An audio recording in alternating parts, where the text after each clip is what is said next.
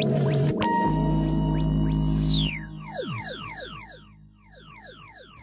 士啊，我見到木星啊，只不過係8大行星之中最大嘅行星，好靚啊！博士啊，究竟咧木星有幾大㗎？哦，木星就真係好大啦，佢嘅直徑咧係地球嘅11倍，即係話咧佢可以吞噬咧係超過1000個地球咁多啊！哇，有冇咁誇啊？咁未算誇張，你知唔知啊？我哋嘅太陽嘅直徑咧係地球嘅109倍啊！咁即係話佢嘅體積咧係大過地球嘅109乘109乘109，即係超過100萬倍啊！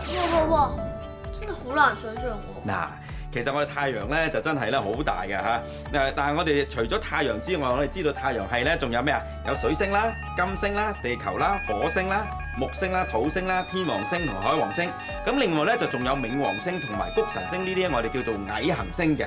咁此外仲有大量嘅小行星同埋彗星添喎。我知，全部太陽系嘅行星咧，全部都係圍繞住太陽而運行嘅，呢個就叫日心說啦。冇錯啦，嗱，我哋過嚟咧，我解釋俾你聽啦。喺以前咧，其實係過幾千年嚟咧，各個民族咧都以為咧，地球咧就係喺呢一個宇宙嘅中央嚟嘅。咁而所有嘅天體啊，包括太陽啊、月亮啊、金木水火土啊咁樣咧，都係環繞住呢個地球運行嘅。呢個就叫地心說啦。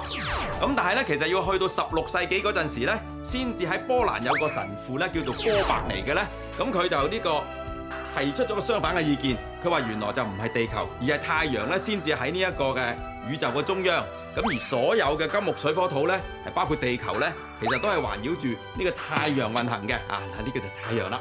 咁所以咧，呢個就叫做日心說啦。究竟太陽系有幾大㗎？嗱，咁我哋咧就可以用一個模型嚟表示啦。嗱，假設呢個籃球咧就代表我哋嘅太陽喎。咁離佢最近嗰個水星咧，其實只係一粒好細嘅芝麻咁樣咧，但係就要擺咗喺9米半以外嘅地方。嗱，咁至於我哋嘅地球咧就點咧？就等於一粒好細嘅綠豆咁樣。咁細嘅，但係咧就要擺咗喺25米咁遠嘅地方喎。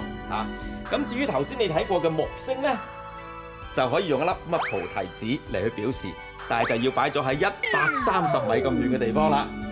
咁至於冥王星咧，其實就已經係離呢一個籃球咧超過1公里咁遠嘅一粒微塵嚟嘅啫。咁當然，其實喺冥王星以外咧，仲有好多其他嘅天體嘅。博士，流星啊！